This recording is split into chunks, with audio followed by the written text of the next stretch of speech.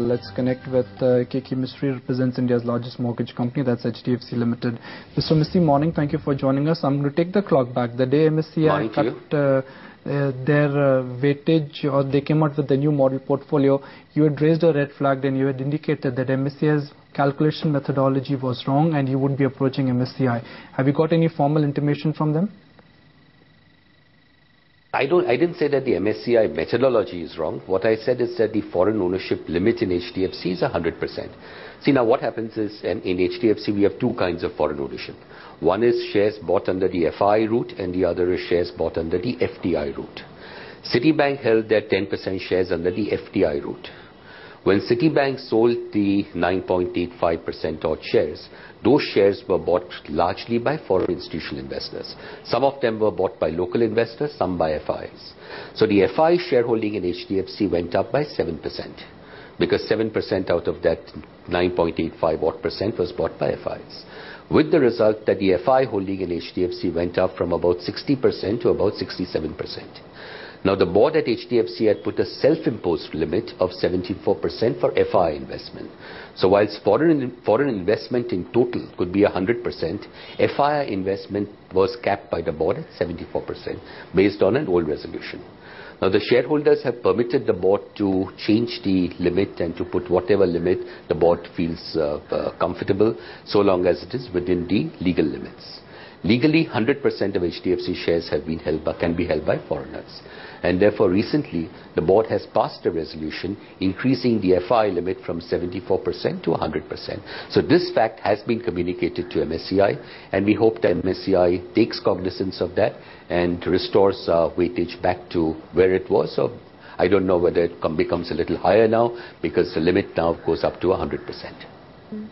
KK, hi, morning. The warrants issued by HDFC in August 2009, representing about 3.57% of the diluted equity share capital, as well are due for exchange into equity shares on or before August 24th, that is this year. By how much will this exchange increase the FII shareholding?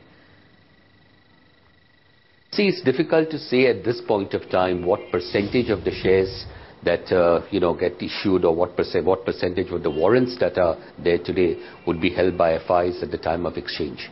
So if you take the maximum situation, 3.5% increase could happen in the FI limit. But the FI limit would now be 100%. So even if it goes up from 67% theoretically to 70%, because 3% shares are bought in the exchange transfer, even then there is a leeway of close to 30% for foreigners to buy shares. So as far as the MSCI limit is concerned, I think it becomes significantly higher than what it used to be in the past. KK, there are some reports of HDFC planning to raise about 250 crore rupees via bonds. Is that true? You know, Aisha, we keep raising money all the time. It's almost a daily requirement. So $250 million, I'm sure it is true. Our disbursements in a year are close to 75 to 80,000 crores. So if you're talking of disbursing 80,000 crores in a year, 250 crores in the context of that is really nothing. So it's part of the treasury activities carried out on a day-to-day basis, and we keep raising money all the time. Right, KK, but given the way how rupee has plunged against the dollar, does it make sense now to raise money in foreign capital? Because if rupee appreciates the next 1 year, you will actually gain. See, we would, first of all, if we borrow money in foreign currency, we would not be allowed to keep the foreign exchange risk. So we'd have to hedge it out 100%. But today, if we were allowed to borrow money in foreign currency, even on a fully hedged basis, hedging the interest rate, hedging the currency, even then the all-in rupee cost to us after the hedging would be lower than the cost of funds in Indian rupees. But unfortunately today, under the RBI rules, we are not allowed to raise money from overseas. So that's the reason why we don't borrow from abroad. Otherwise, I'm fairly confident that we'll be able to borrow $500 million to $1 billion from overseas at rates which are lower than what our rupee cost is, even on a fully hedged basis. KK, since, we have you with us, and as an industry spokesperson, what according to you has led to the sharp decline in the rupee? Does it seem like more of a structural or technical play out? And what tools really does the RBI have at its hands to arrest the slide that we've been seeing? I think there are both technical issues and fundamental issues. Of course, the fundamental issues of the balance of payment, the current account deficit, all of that is very true. But the fact of the matter is that sentiments are very, very, very weak. And when sentiments are weak, what happens is that the exporters don't hedge, whereas the importers keep hedging their requirement for a long period of time. So with importers keeping on hedging, what importers do is they keep buying dollars. And as they keep buying dollars, you're seeing this rupee rate going higher and higher. So that's really where the concern comes in from. Now, what are the tools available? I think there are tools available both with RBI and the government, perhaps more with the government. Encouraging foreign flows is obviously the most important thing at this point of time. Foreigners are concerned, not just concerned, they've lost serious money on the currency, and that's the reason why you're seeing that that stock markets in India have been relatively weak, though not as weak as the currency has been. What are the measures available with RBI? They've done a lot of things, but having said that, there could still be a couple of things they could do. One is if you look at oil companies, one of the biggest demands for foreign exchange comes from the oil companies, and that's a recurring demand. So instead of that oil being bought by companies in the market, that supply of dollars could come directly from the reserves. So if that was done, that itself would stem some of the requirement for dollars and help the rupee to appreciate. The other is something can be done on gold imports. So if gold imports could be curbed, reduced in some form or the other, then that also would significantly reduce the outflow of money. And last but not the least, as you mentioned earlier, if entities were allowed to borrow money more freely, if we, for example, could borrow money from overseas, entities like us could go and borrow reasonably large sums of money at attractive interest rates. But KK, is Reserve Bank of India doing the right thing by not freely intervening in the forex market? Because every time Reserve Bank of India has intervened in the market, it has just added to volatility.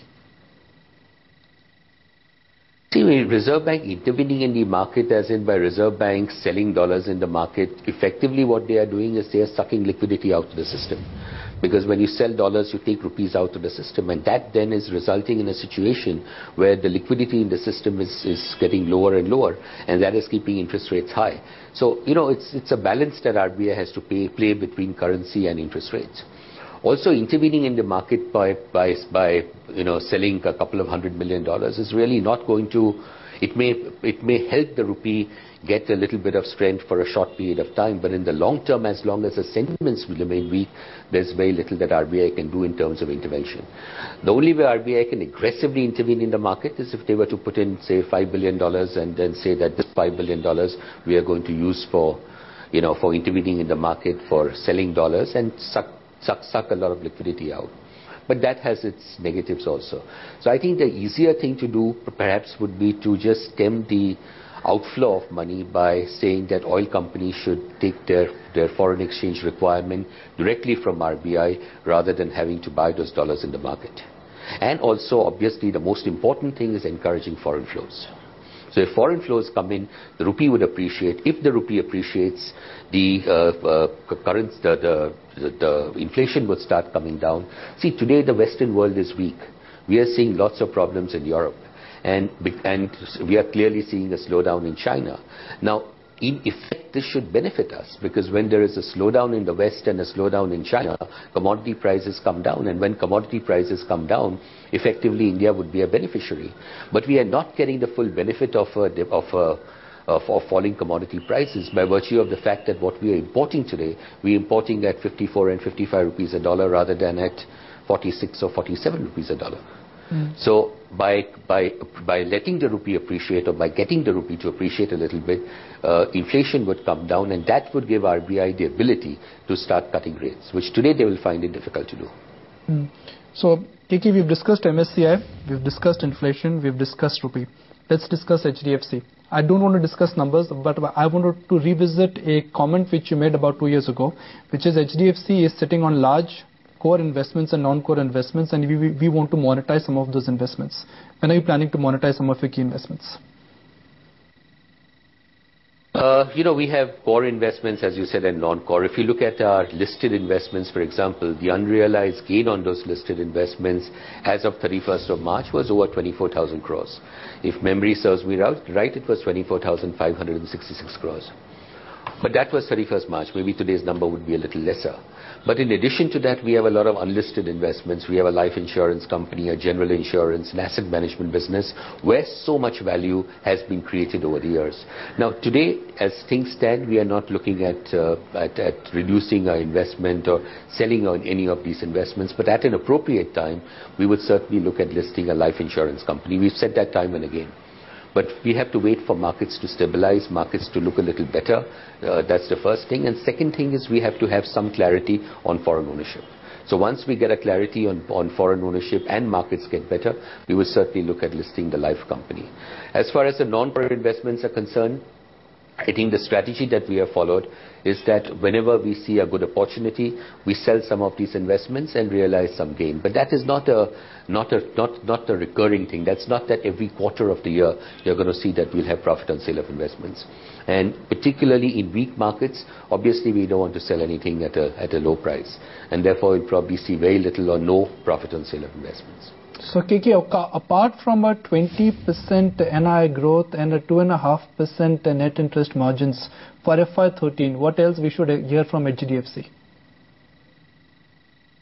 I think first of all, when we talk of growth, we are talking of a growth of 18 to 20%. So we've been guiding people over the last 3 or 4 years that our target is to grow at 18 to 20% a year in terms of business. Now, in reality, the last 3-4 years, we have grown at a much faster pace. For the year ended March 12, for example, our total growth in the loan book was 25% before selling loans. And if you look at the individual component, which is really the core business, what we focus on the most, the individual business increased by 27%. So 25% overall, 27% on the individual front. So that's the first. And as far as margins are concerned, our net interest margins are higher. They are about 4.4% in March. But the spread, what we are referring to is spread, and the spread has historically been in the range of 2.15 to 2.35. And to be more precise, between 2.25 and 2.35. And we would continue to guide our investors to say that spreads will remain in the range in which they've always been. Fortunately for us, asset quality has been very good. We have seen 29 consecutive quarters up to March of 2012 where the non-performing loan level was lower than what it was in the previous year at that time. And again, asset quality is reflected, or the good asset quality is reflected in the fact that historically, over these last many years, our total loan losses have been just 4 basis points of our disbursements. It's not 4 basis points per year, it is 4 basis points cumulatively over a period of 34 years. And we've seen nothing in April or May to give us any cause of concern on any of these fronts. So I would think that as things stand now, we should continue looking at 18 to 20% growth. We should continue looking at spreads in the 2.15 to 2.35% range for the year. And as I said, we've seen nothing in April, May, which would cause us concern or worry on the asset quality front. And if you look at sentiments, the sentiments amongst the common man, the man on the street, is still very good. Salaries are still rising, incomes are going up. So whilst at the business level sentiments are weak, when you talk to corporate India, when you talk to businessmen, when you talk to industry people, but at the consumer level, at the grassroots level, at the level of a common man, the sentiments continue to remain reasonably good. And that is what is driving India's economy and continues to drive the services sector.